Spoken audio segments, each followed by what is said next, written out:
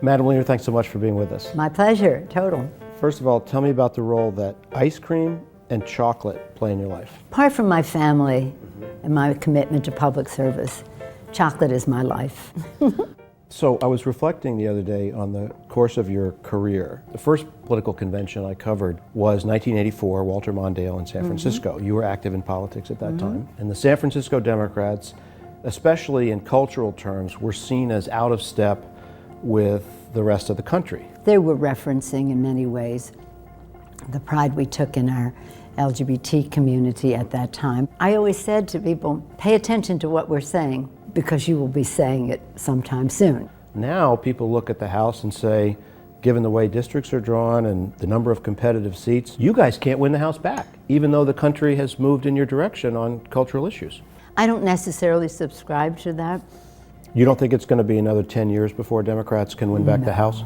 Not at all. We're very excited. I mean, we have met people who want to run. They believe they can win.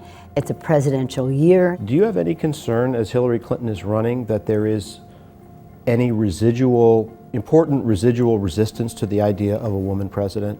I think the American people are so far ahead of the political leadership in Washington, D.C. You can't say I should be elected because I'm a woman, and Hillary Clinton does not. That Hillary Clinton happens to be a woman is a wonderful thing. But I, yes, have confidence. I think she will be one of the most qualified people to go into the Oval Office in a long time. Jeb Bush has now formally gotten into the race, and he addressed the issue of dynastic Clinton to Clinton, Bush to Bush, and he said, no, the issue is this country shouldn't be passed from one liberal to the next.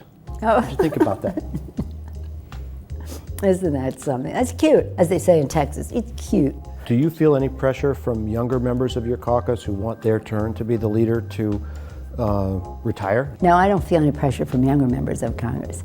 Maybe other members of Congress, but not necessarily younger members of Congress. I'm here at the So you're talking about Steny. No, I'm not talking about Steny. I'm just talking about anybody. I'm talking about reporters. Did any of you ever ask Tip O'Neill? Don't you think you're a little old for the job? I don't think so. It's become a characteristic of our politics, especially in congressional campaigns, for the opposing party, the minority party, to hold up the speaker or the Senate leader of the other party as a figure of ridicule. How do you react to it? I think it's an indication of poverty of ideas on their part. They don't have a case to make, so they do. But you guys did it to Gingrich, too. We didn't do it to Gingrich. Gingrich did it to himself. I was effective. I passed the Affordable Care Act. We did all kinds of things. I mean, it's like Social Security, Medicare, the Affordable Care Act. It's a great thing. It's here to stay. The only thing that bothers me about what they say about me is I'm trying to get women to run for office. And they said, do you think I would subject myself to what they subjected you to? I said, well, you won't be the speaker just yet, maybe soon. So, Madam Leader, thanks so much for doing this. My pleasure. Thank you.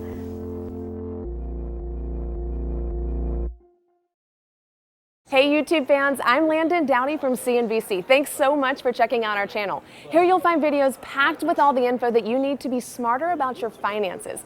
Be sure and subscribe by clicking right here, and click on all the videos around me to see CNBC's original series Young Money, Tech Bet, Kramer's Mad Money, and all the latest from CNBC.